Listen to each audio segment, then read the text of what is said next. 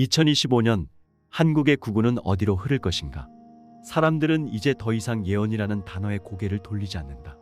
흐름을 말하는 사람이 있다면 조용히 귀를 기울인다.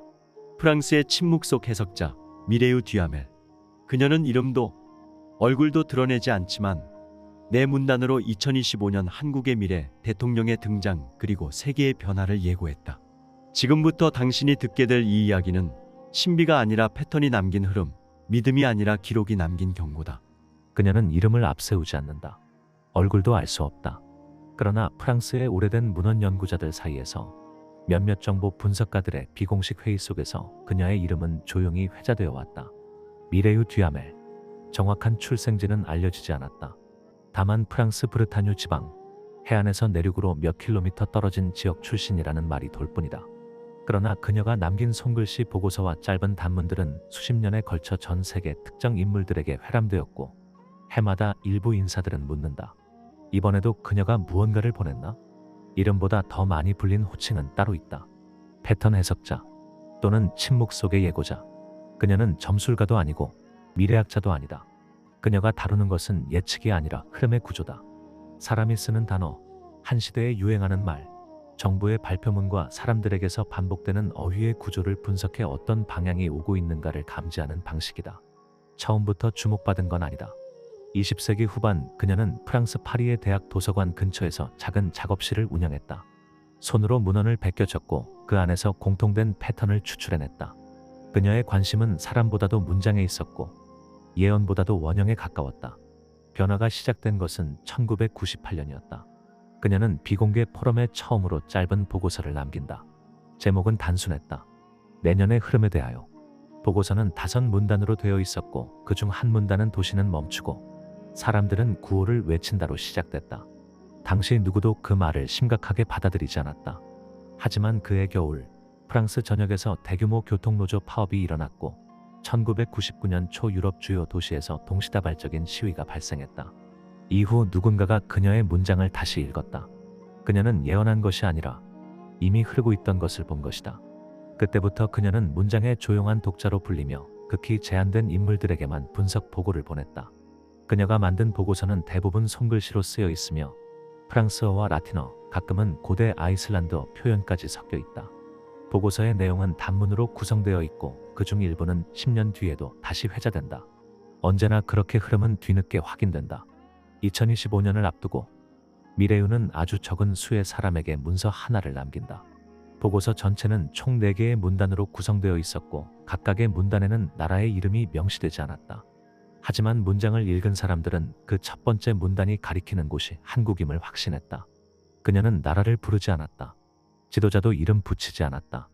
그저 한 시대, 한 흐름, 한 결정적인 해에 일어나는 일들에 대해 문장을 남겼을 뿐이다. 지금 우리가 다루려는 이 4개의 문장은 그녀가 남긴 2025년 보고서 중 동쪽 나라를 향한 부분이다. 그 나라는 격변 속에 있으면서도 조용하고 빠르게 움직이지만 말이 없다. 그녀는 이 나라에 대해 말할 때 유독 많은 단어를 반복했다고 한다. 짐, 깨달음, 이름, 침묵 등 바람. 그녀는 그 단어들을 하나씩 나열하고 그 아래에 간단한 문장을 남겼다. 그리고 그 문장이 첫 번째 예언의 시작이었다.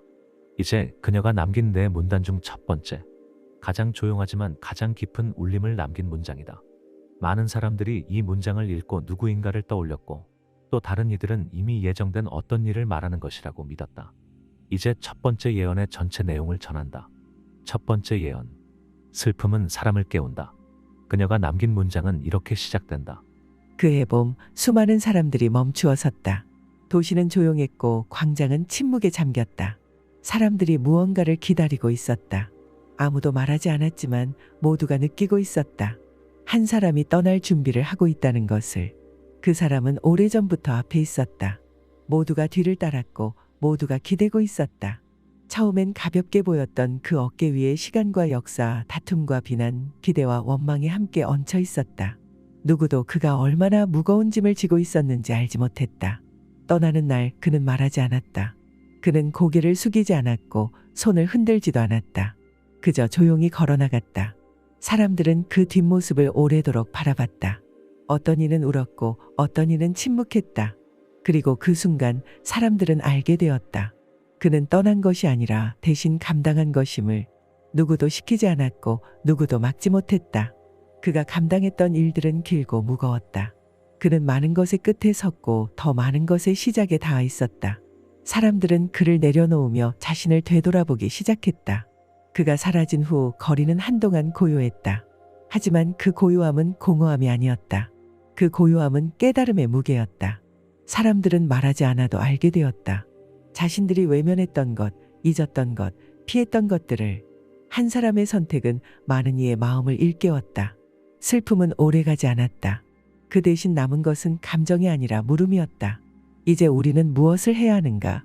누군가는 그를 따라갔고 누군가는 그 자리에 주저앉았다. 누군가는 새로운 문을 두드렸고 누군가는 오래된 종을 다시 울렸다. 이름은 사라졌다. 그러나 이름보다 더 많은 것이 남았다. 이름을 기억하는 마음, 이름이 남긴 자리, 이름이 보여준 뒷모습. 그 뒷모습은 오래도록 사람들의 안쪽에 남는다. 어떤 것은 문장이 되었고 어떤 것은 사진이 되었고 어떤 것은 기도로 바뀌었다. 나라는 슬픔을 겪었다. 그러나 그 슬픔은 부서짐이 아니라 깨어남이었다. 마음이 흔들리고 나서야 사람들은 뿌리를 찾기 시작했다. 그 뿌리는 거창한 말이 아니라 아주 작은 믿음 속에 있었다.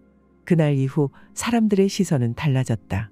같은 뉴스, 같은 소리, 같은 말에서도 사람들은 다르게 듣고 다르게 바라보기 시작했다.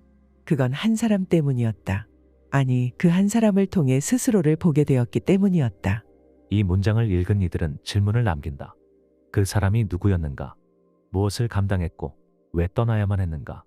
이 예언의 문장 속에서 어떤 이는 한 정치인을 떠올렸고 어떤 이는 사회 전체의 흐름을 암시한 것이라 해석했다.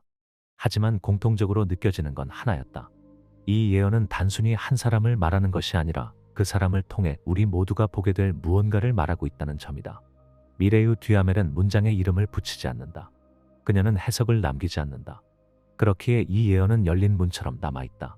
그렇다면 왜 그녀는 이 예언을 2025년에 남겼는가? 그것은 이해가 한국의 국군에 있어 전환점이 되기 때문이라는 해석이 있다. 그녀는 어떤 나라의 흐름을 감지할 때마다 가장 먼저 변화의 중심에 있는 감정의 무게를 본다고 한다. 2025년 한국이 맞이할 첫 번째 감정은 집단적인 슬픔이며 그 슬픔은 절망이 아니라 전환을 위한 시작이라는 뜻이다. 단 한 사람의 퇴장으로 인해 모두가 자신을 돌아보게 되고 국가는 다시금 방향을 묻는 시기를 맞이하게 된다는 것이다. 그녀는 이 문장을 남긴 뒤 한마디만을 더 적었다. 슬픔은 사람을 꺾지 않는다. 슬픔은 사람을 세운다. 이것이 그녀가 남긴 첫 번째 예언, 2025년 한국의 시작에 대한 기록이다. 그의 봄, 이 나라는 슬픔을 지나 깊은 질문 앞에 서게 될 것이다. 그 질문이 어떻게 이어질지는 그 다음 예언으로 넘어가면서 점점 드러나게 된다. 다음은 그녀가 전한 두 번째 문단. 예고 없이 떠오르는 새로운 지도자, 예상 밖의 인물에 대한 예언이다. 두 번째 예언, 예상 밖의 지도자. 미레유 듀하멜이 남긴 두 번째 문장은 첫 번째보다 더 조용하게 시작된다. 그 문장은 인물의 이름을 말하지 않았다.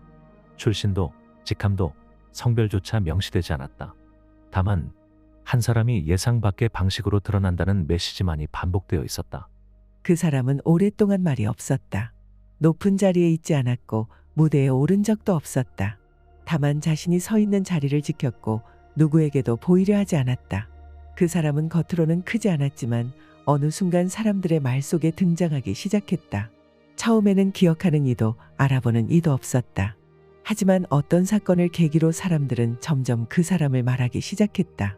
언론은 뒤늦게 반응했고 평론가는 설명하지 못했다. 사람들은 그를 보며 생각보다 단단하다고 말했고 누구보다 조용하지만 이상하게 중심이 잡혀 있다고 느꼈다. 그 사람은 따르려 하지 않았다. 이끌려 하지도 않았다. 그는 다만 한 발짝 옆에 섰고 누구보다 먼저 들어주었다. 그의 말은 크지 않았다. 그러나 사람들은 오래도록 기억했다. 그는 약속하지 않았지만 말한 대로 움직였고 그는 자리를 탐하지 않았지만 자리에 불려나왔다. 그는 유명하지 않았고 누군가의 측근도 아니었다. 하지만 어느 날 많은 사람들이 그를 중심에 세우기 시작했다. 사람들은 그를 보며 말한다. 누구도 예상하지 못했지만 이상하게 그가 있는 자리가 어울린다. 그는 외워둔 문장을 말하지 않고 자신이 본 것만을 이야기한다. 그는 사람들이 묻지 않은 것도 들으며 대답하지 않은 말들로도 사람들을 위로했다. 그리고 결국 사람들은 그에게로 모였다. 선택이 아니라 흐름처럼, 명령이 아니라 감흥처럼. 그 사람은 흔들리지 않는 무게를 가졌지만 누군가를 누르지 않았다. 그 사람은 거창한 비전을 말하지 않았지만 한 나라의 마음을 다시 모이게 만들었다. 그는 말한다. 나는 지도자가 되기 위해 이 자리에 선 것이 아닙니다. 나는 지금 이 시대가 요구한 자리에 선 것입니다. 이 문장을 본 사람들은 물었다. 누구를 말하는 것인가? 누가 등장할 것인가? 어디에서, 어떤 계기로, 어떻게 세워질 것인가? 하지만 미래유는 어떤 정보도 추가하지 않았다. 그녀의 방식은 항상 같다. 예고는 있지만 해석은 없다. 다만 이 두 번째 문단에서 반복되는 상징은 많았다. 말이 적은 사람, 조용한 중심, 지도자가 되려 하지 않은 인물, 한 걸음 옆에 서 있던 사람, 사람들이 감흥하듯 따르게 되는 흐름. 이 상징들은 특정 인물을 말하는 듯 하면서도 어디에도 고정되지 않는다. 어떤 이는 과거를 떠올렸고 어떤 이는 아직 이름조차 알려지지 않은 인물을 상상했다. 그리고 중요한 것은 이 인물의 등장이 첫 번째 예언과 연결되어 있다는 점이다. 한 사람이 떠난 자리에서 또 다른 사람이 세워진다. 그러나 그 자리는 권력이 아니라 책임의 무게가 있는 자리다. 2025년 한국은 이 두 가지를 동시에 경험한다. 하나의 끝과 하나의 시작. 한 사람의 퇴장과 또 다른 한 사람의 부상. 예상하지 못한 지도자가 세워지는 해. 기다리던 이름이 아니라 들리지 않던 이름이 불려지는 시간. 그것이 2025년 한국의 두 번째 흐름이다. 그녀는 이 문장을 남긴 뒤 손글씨로 단 한 줄만을 더 썼다. 등장하지 않던 사람에게 시대가 말을 걸었다. 이것이 미래의 뒤아멜이 전한 두 번째 예언이다. 이제 2025년 한국은 한 사람의 떠남과 함께 또 다른 한 사람의 등장을 마주하게 된다. 그가 누구인지는 알 수 없다. 다만 지금 이 시대의 흐름은 이름보다 무게, 소리보다 움직임을 향하고 있다는 것만은 분명하다. 다음은 그녀가 남긴 세 번째 예언이다. 2025년부터 시작되는 전 세계적 화폐 체계의 변화.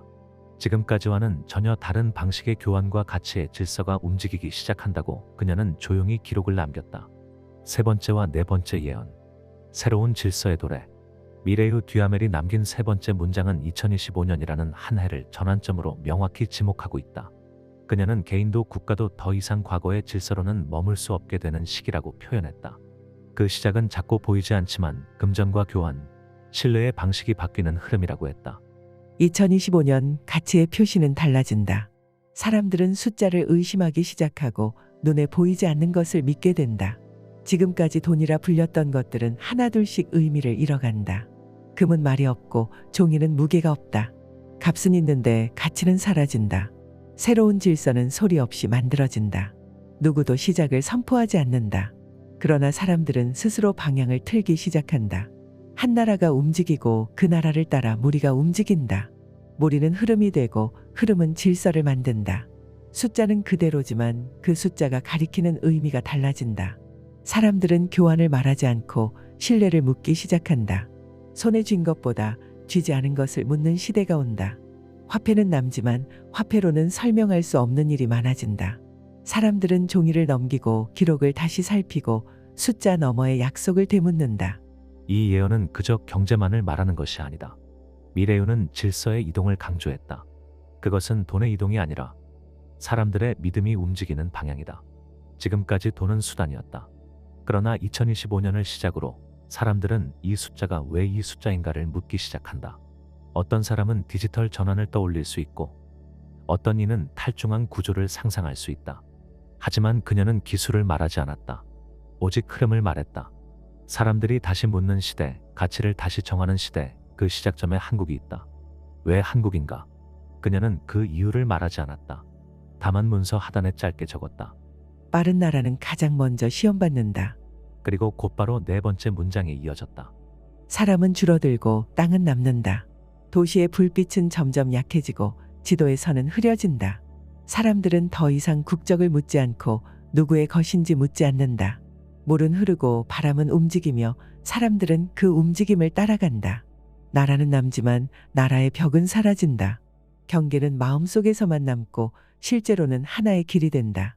예전에는 사람을 막는 벽이 있었고 지금은 의심이 벽이 된다. 그러나 그 의심도 오래가지 않는다. 사람들은 줄어들고 남은 이들은 서로를 향해 손을 내민다.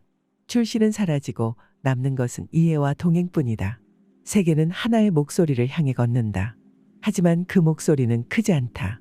오히려 작고 낮으며 천천히 반복되는 소리다. 그 소리는 이렇게 말한다. 당신은 누구인가? 나는 누구인가? 우리는 어디로 가는가? 이 문장은 마지막 예언이었다. 누군가는 이 문장을 세계 인구 구조의 변화로 이해했고, 누군가는 국제 질서의 재편으로 해석했다. 하지만 그녀는 구체적인 설명을 하지 않았다. 다만 경계는 흐려지고 사람은 다시 연결된다는 흐름을 반복했다. 이 네 번째 예언은 국가, 화폐, 지도자, 사람 모든 주제를 하나로 묶는다. 사람이 줄어들고 경계가 사라지고 가치의 중심이 바뀔 때 남는 것은 단 하나, 사람이 사람을 어떻게 대하는가라는 질문이다. 2025년 이후의 세계는 분리에서 통합으로, 통제에서 신뢰로 서서히 넘어가게 될 것이다.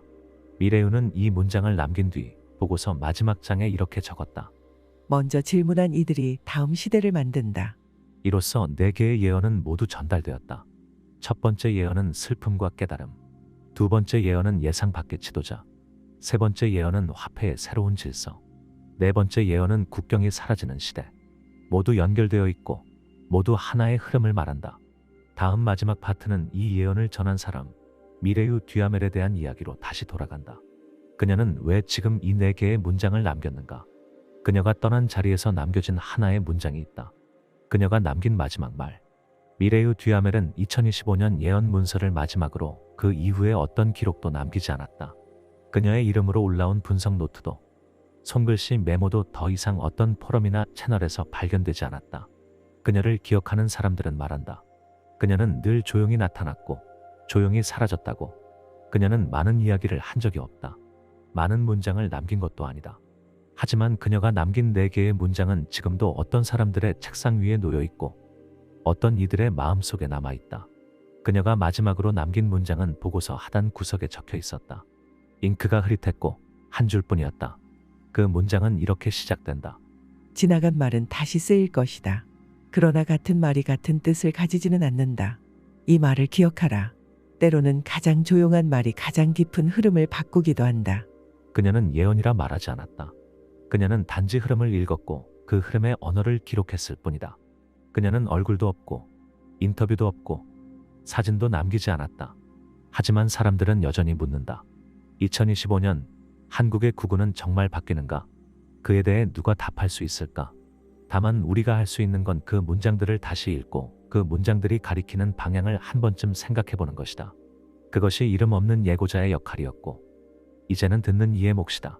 이것이 2025년을 두고 한 해 앞서 남겨진 한국의 구군 예언이다. 그녀는 지도자라는 말을 단 한 번도 하지 않았지만 우리는 읽을 수 있다. 그 문장들이 향하는 인물, 시기, 움직임. 2025년 한국은 한 사람을 보내고 또 다른 사람을 맞이하며 슬픔에서 깨달음으로, 금전에서 신뢰로, 국경에서 공동체로 방향을 바꾸게 될 것이다. 이것은 어떤 미래를 믿게 하려는 이야기가 아니다. 다만 이미 움직이기 시작한 흐름을 기록한 것이다. 당신은 이 문장 속에서 무엇을 읽었는가? 이상으로 그녀가 전한 2025년 한국의 미래 구군 예언을 알아보았습니다. 흥미롭게 보셨다면 좋아요와 구독을 눌러주시면 감사하겠습니다. 시청해주셔서 감사합니다.